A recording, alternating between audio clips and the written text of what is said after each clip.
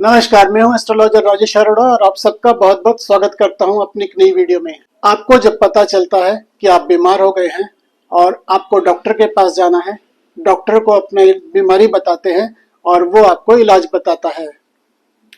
लेकिन हमें पहले पता होता है कि आपको कौन सी बीमारी होगी, कब होगी, कितना टाइम लगेगा उसको ठीक होने में, उसमें हॉस्पिटल में एडमिट होने की जरूरत पड़ेगी या नहीं, सर्जरी होगी कि नहीं, रिकवरी है कि नहीं, वो सब कुछ हमें पता चलता है। मैं पहले भी वीडियो में बोलता रहा हूं कि हमें बीमारी का पता चलता है। आपको तब पता चलता है जब बीमार हो जाते हैं और डॉक्टर को तब पता चलता है जब आप उसे बताते हैं। लेकिन हमें पहले पता होता है कि आपको कौन सी बीमारी होगी, कब होगी, कितने समय तक रहेगी, कब ठीक होगी, कैसे ठीक होगी, और उसके बारे में सब कुछ पता होता है। लेकिन ठीक तो डॉक्टर ही करेगा। हम सिर्फ देख सकते हैं, समझ सकते हैं और अगर कोई बीमारी है तो उसके बारे में बता सकते हैं कि बीमारी कितनी है, इसका लेवल क्या है, उसकी सर्जरी की जरूरत पड़ेगी कि नहीं पड़ेगी और बीमारी कितने टाइम में ठीक होगी भी कि नहीं होगी, डॉक्टर बदलने की जरूरत है या दवाइयाँ बदलने की जरूरत है, ये भी पता चल जाता है। शुरू करते हैं इस वीडियो में। चलिए देखते हैं। ये जन्म कुंडली होती है, इसमें 12 घर होते हैं। पहला घर जो है ये यहाँ पे 1 नंबर लिखा है, ये दूसरा, ये तीसरा, ये चौथा, पांचवा, छठा, सातवां, आठवां, नौवां, 10वां, 11वां, 12वां, 12 घर होते हैं। और हर घर से हमें उसकी बॉडी के बारे में पता चलता है।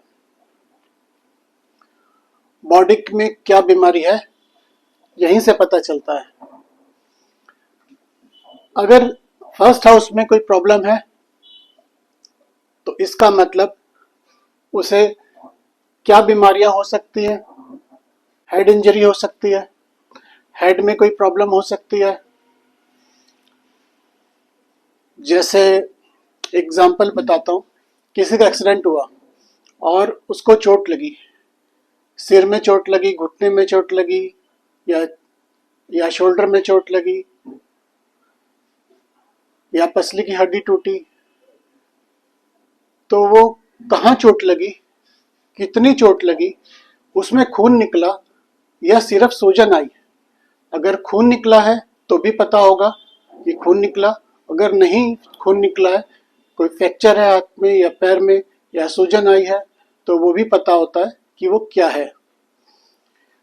तो अगर हेड में कोई इंजरी हुई है तो फर्स्ट हाउस से पता चलेगा। ब्रेन में कोई प्रॉब्लम है, किसी तरह का डिसऑर्डर है, तो वो फर्स्ट हाउस से पता चलेगा।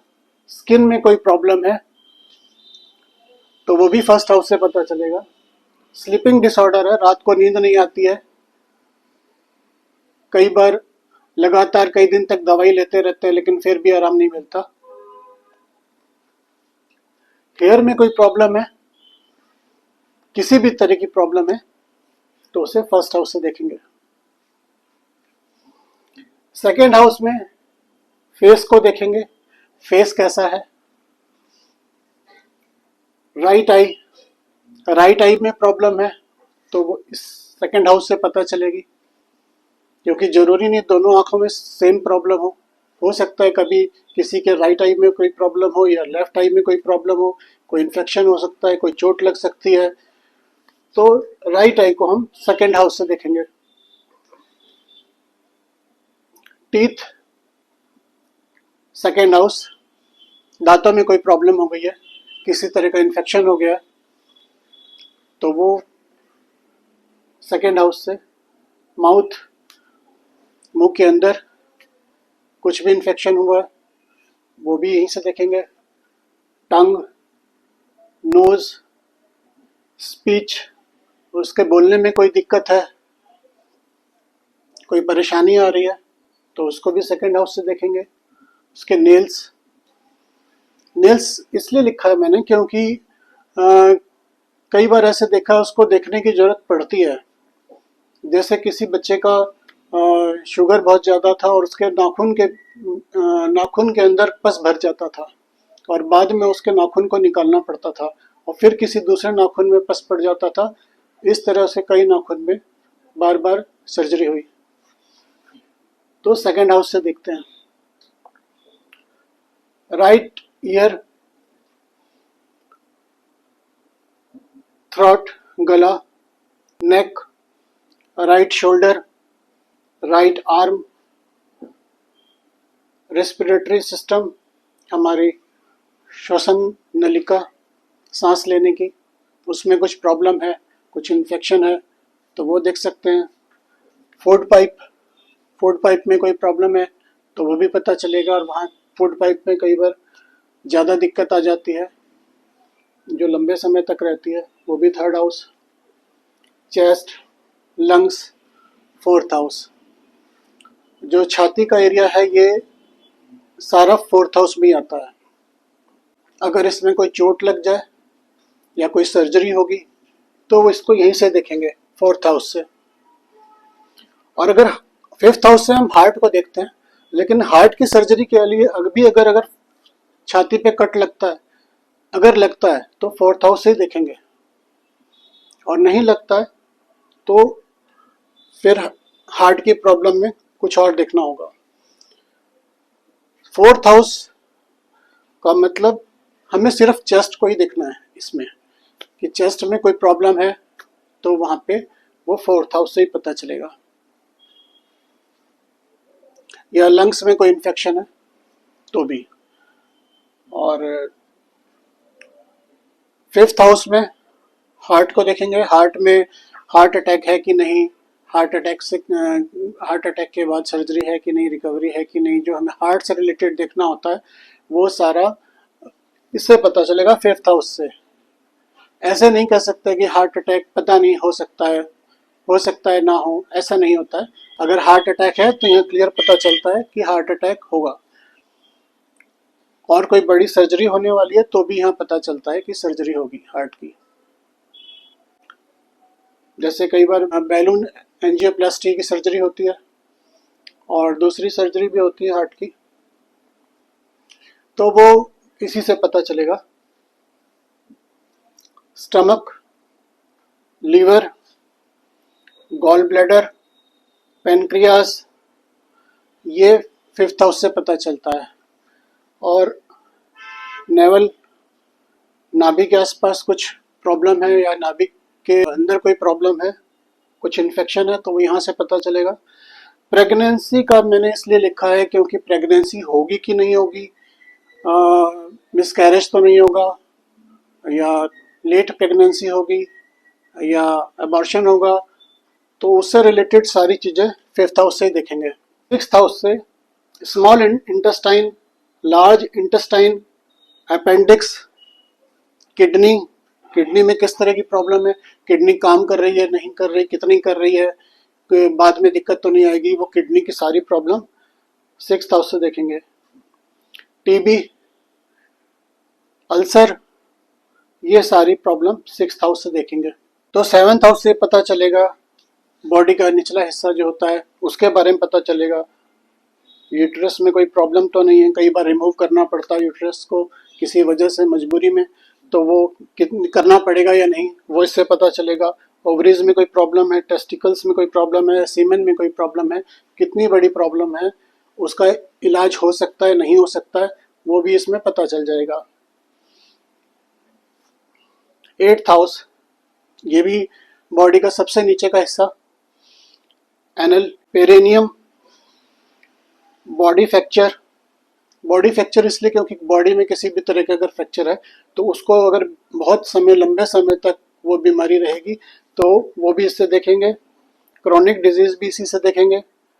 एज है वो भी इसी से देखेंगे कि कितनी एज है उस इंसान की। अगर एज के बारे में जब भी हमें कुंडली में देखना होता है तो हम एट्थ हाउस को ही देखेंगे। नाइन्थ हाउस, हिप जॉइंट और थाई। हिप जॉइंट में कोई प्रॉब्लम है, ज़्यादातर एक्सीडेंट वगैरह में दिक्कत आती है हिप जॉइंट में, तो वहाँ पे नाइन्थ हाउस को देखना पड़ता है। थाई में कोई प्रॉब्लम है तो कुछ इन्फेक्शन वगैरह हो स्किन पे या अंदर कोई प्रॉब्लम हो तो वो देख सकते हैं, या काम नहीं कर रही होगा, उसमें मसल्स की कुछ प्रॉब्लम हो।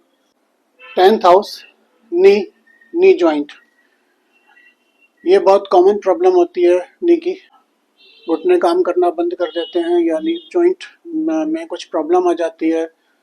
तो वो कितनी प्रॉब्लम है, वो ठीक हो सकती है नहीं हो सकती, क्या ऐसा तो नहीं है सर्जरी करनी पड़ेगी, सर्जरी करने के बाद वो ठीक होगी कि नहीं होगी, तो वो प्रॉब्लम को हम यहाँ से देखते हैं। 11th house, legs, left ear, left shoulder, left arm, ये हमें जो लेफ्ट का एरिया शोल्डर, ईयर और आर्म का है, ये 11th हाउस से ही देखेंगे। लेफ्ट आई है तो 12th हाउस में देखेंगे, लेफ्ट ईयर, शोल्डर और आर्म ये 11th हाउस में देखेंगे। और 10th हाउस में जैसे मैंने बताया कि लेफ्ट आई को देखेंगे अगर लेफ्ट आई में कोई प्रॉब्लम है तो, और हॉस्पिटल में एडमिट करने की ज़रूरत है कि नहीं वो भी 12th हाउस से देखेंगे, क्योंकि आदमी हॉस्पिटल में एडमिट होता हुआ दिखना चाहिए कुंडली में, जो कि हमें 12th हाउस से ही दिखेगा। जिसकी कुंडली हो उसकी डेथ होनी है, या डेथ कितने समय के बाद होगी, कैसे होगी, एक्सीडेंट से होगी, किसी जानवर से होगी, या कहीं पानी में डूबने से होगी, वो कैसे एक्सीडेंट कैसे होगी उसकी डेथ, तो वो डेथ के बारे में जो देखना होता है तो हम 12th हाउस से देखते हैं कि कैसे होगी, और उसके बारे में हम सब कुछ जान सकते हैं। आज के लिए ये वीडियो सिर्फ इतना बताने के लिए किया था मैंने, ताकि आपको ये अंदाज़ा लग जाए कि मैं कुंडली में बॉडी पार्ट्स और बीमारियों को कैसे देखता हूँ। क्योंकि मैं हमेशा कहता था वीडियो में कि किसी भी तरह की बीमारी है, कैसी बीमारी है, कब होगी, कितने समय तक रहेगी, उसको कैसे ठीक होगी, उसके बारे में सब कुछ जानकारी हमें कुंडली में पता होती है। कैसे पता चलता है बीमारी के बारे में, वही मैंने इसमें बताया है। तो आज के लिए इतना ही। अगर मेरी वीडियो आपको अच्छी लगी हो तो लाइक करें, शेयर करें। धन्यवाद। हर बीमारी के बारे में पूरा पता चल जाता है कि कौन सी बीमारी होगी, कितनी होगी और कब तक रहेगी, कब ठीक होगी, कैसे ठीक होगी, ये भी पता चल जाता है। अगर आप अपनी कुंडली दिखाना चाहते हैं तो दिखा सकते हैं।